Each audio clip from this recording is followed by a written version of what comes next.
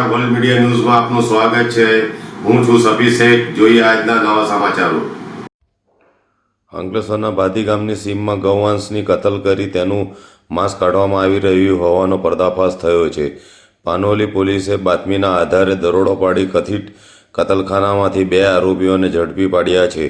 પોલીસની કાર્યવાહીથી સમગ્ર વિસ્તારમાં ચકચાર મચી છે।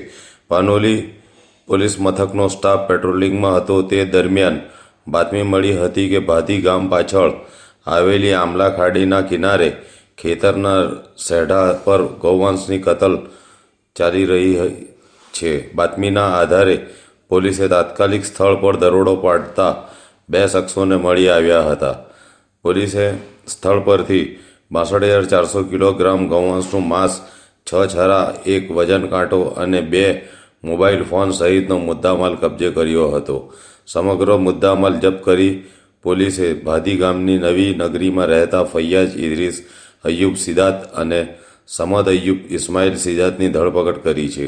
બંને આરોપીઓ સામે ગુનો નોંધી પાનોલી પોલીસે વધુ તપાસ શરૂ કરી છે। ગૌવંશ ક્યાંથી લાવવામાં આવ્યો હતો, કતલખાનું કેટલા સમયથી ચાલી રહ્યું હતું અને આ સમગ્ર પ્રકરણમાં અન્ય કોઈ વ્યક્તિ સંડોવાયેલી છે કે કેમ તે સહિતની દિશામાં પોલીસ તપાસ કરી રહી છે।